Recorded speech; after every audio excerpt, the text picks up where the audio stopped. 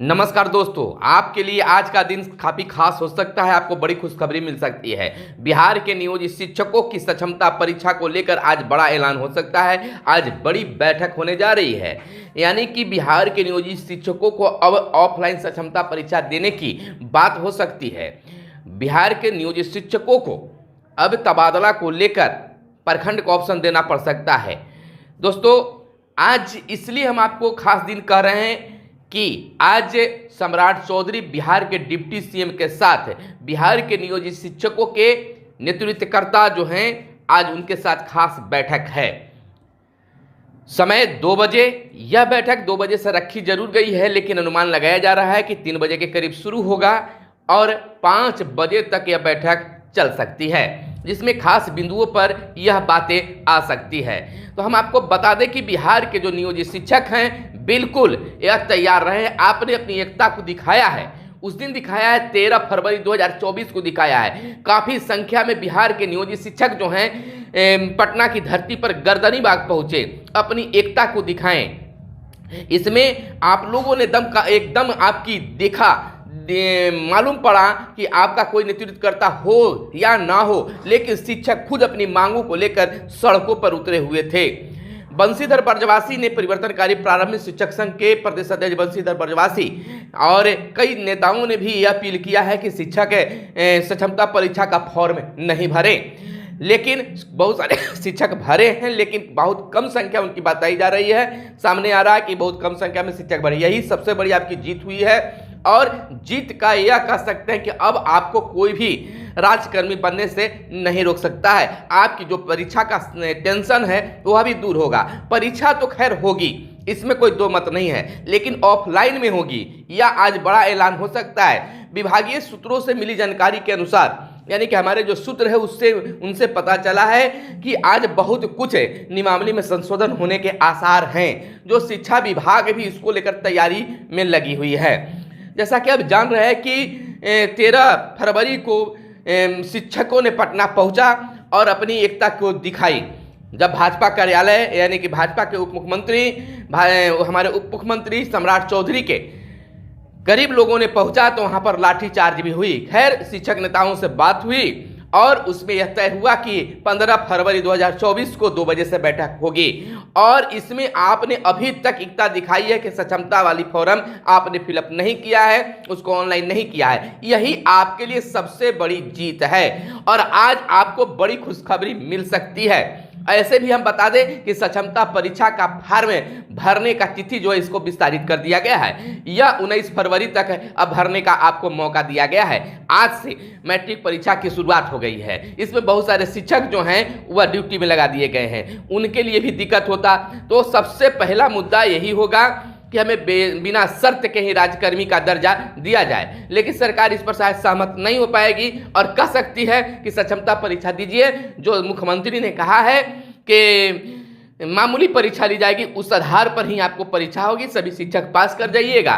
क्योंकि जब निम्न से खास की ओर ले जाया जाता है तो कुछ न कुछ उसमें व्यवस्था करनी पड़ती है, और उसको हम लोगों ने परीक्षा के रूप में लिया है और परीक्षा देने के बाद आप राजकर्मी बन जाइएगा। हाँ, सबसे बड़ी टेंशन स्थानांतरण को लेकर है, जो यह बिल्कुल मान लीजिए कि इस पर तो पहली मुहर लगेगी कि स्थानांतरण दूसरे जिला में नहीं होगा। स्थानांतरण होना भी होगा तो 3 प्रखंड का ऑप्शन उसमें जुड़ेंगे। आपको 3 प्रखंड में से ही आपको दूसरे प्रखंड में, जिस प्रखंड में आप स्थानीय में हैं, वहां से दूसरे प्रखंड में आपको तबादला कर दिया जाएगा, पदस्थापन किया जाएगा।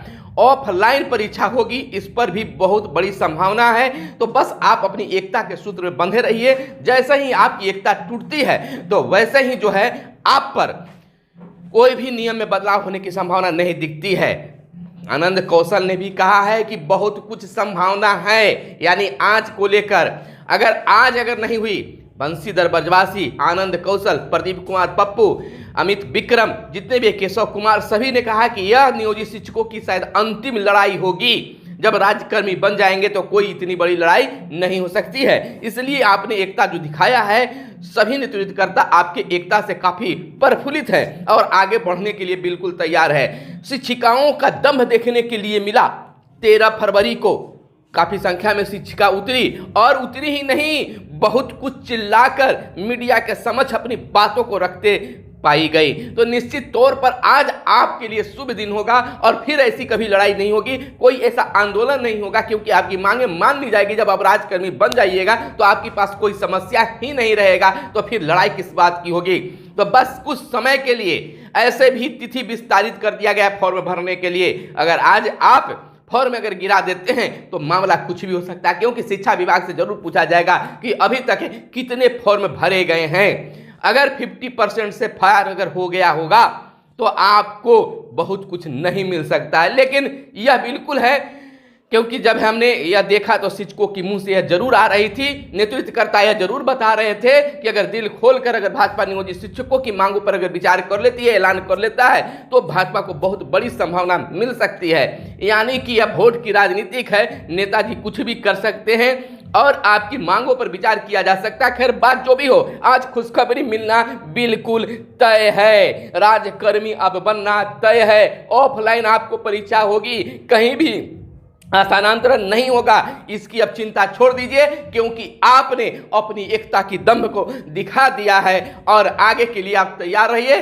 फॉर्म तो भरना होगा, सक्षमता परीक्षा देना होगा, लेकिन उसमें बहुत कुछ बदला सा दिखेगा। दोस्तों, हम आपको बताना चाहते हैं कि लगातार आपकी लड़ाई में हम शामिल हैं। पटना की धरती पर भी आपके साथ हमने दिखा, आप भी हमसे मिले, रूबरू हुए। कई शिक्षक साथियों ने हमारे साथ सेल्फी भी लिया, ये का काम किया। लेकिन दोस्तों, एक चीज़ और कहना है कि अभी तक आपने सब्सक्राइब नहीं किया होगा तो जरूर सब्सक्राइब कर दीजिएगा। बार बार कर रहे हैं कि आप अपनी एकता के सूत्र को दिखाते हुए हम आपके साथ हैं, तो आप भी हमारे साथ हैं। इसको दिखाते हुए चैनल को सब्सक्राइब कर दीजिए, वीडियो को लाइक जरूर ठोकिएगा। यहीं से आपकी जीत हुई है। आप कहते हैं कि मीडिया का ही कारण बना कि आपकी बात सरकार तक पहुंची, सरकार की बात आप तक पहुंची। यह जीत का सिलसिला है। मीडिया बीच का आपका जो पुल है वह मीडिया है, तो इसको आप छोड़िए नहीं, चैनल को जरूर सब्सक्राइब कर लीजिए। दोस्तों, आज जब 2 बजे से मीटिंग शुरू होगी और उस समय आपके नेता जो हैं, आपके नेतृत्वकर्ता जो हैं, जब मुख्यमंत्री उप मुख्यमंत्री के सामने बात रखेंगे, पूरी संदिग्धता के साथ रखेंगे, शांति से रखेंगे और यह भी कहेंगे सबसे पहला तो होगा कि सक्षमता परीक्षा को हटा दिया जाए, स्थानांतरण नहीं हो और ऑफलाइन परीक्षा हो। तो मुझे तो यह लगता है कि सबसे पहले तो इस पर मुहर लग जाएगी कि ऑफलाइन परीक्षा होगी, दूसरी की स्थानांतरण शिक्षकों का नहीं होगा, क्योंकि अब ये सब कुछ कर रहे हैं। रही बात नौकरी जाने की, तो इस पर तो अब मुहर लग गई। विजय कुमार चौधरी जो शिक्षा मंत्री हैं, उन्होंने साफ शब्दों में आंदोलन के दिन ही कह दिया कि नियोजित शिक्षकों की नौकरी जाएगी नहीं, चाहे वह पास करें या फेल करें, उनकी नौकरी नहीं जाएगी, क्योंकि ऐसा कोई पत्र ही नहीं लिखा। ये तो कमेटी गठित होने के बाद में यह विचार लिया गया है मुख्यमंत्री की ओर से, यानी कि कोई भी इस पर बात नहीं आई है, तो इसके लिए चिंता करने की जरूरत नहीं है। सम्राट चौधरी ने भी कह दिया, डिप्टी सीएम ने कह दिया कि ऐसी कोई बात नहीं होगा। उप मुख्यमंत्री विजय कुमार सिन्हा ने भी कह दिया। ये विधानसभा और विधान परिषद दोनों में यह बातें उठी और उस पर मुहर भी लगी, यानी कि बात बोली गई, कही गई कि नौकरी नहीं जाएगी। तो मुख्यमंत्री भी यह निश्चिंत है कि हमने नौकरी जाने की तो बात कही नहीं है, मामूली परीक्षा की बात कही तो मामूली परीक्षा भी होगी और आपकी नौकरी अब सुरक्षित हो गई, 100% गारंटी है। दोस्तों, यह भी जान लीजिए कि यह चुनावी मौसम है और चुनावी मौसम में जो है वह कोई इतना बड़ा रिस्क नहीं लेना चाहेगा कि नियोजित शिक्षकों की हम नौकरी खा जाएं। तो बस नौकरी की चिंता मत कीजिए, सक्षमता परीक्षा देना है, बस मामूली परीक्षा होगी, तबादला नहीं होगा, नौकरी नहीं जाएगी, परीक्षा ऑफलाइन होगा। तो चलते चलते फिर से आग्रह है, चैनल को सब्सक्राइब कर दीजिएगा। फिर मिलते हैं अगले वीडियो में, तब तक के लिए चाहिए इजाजत। धन्यवाद। जय हिंद, जय भारत, वंदे मातरम।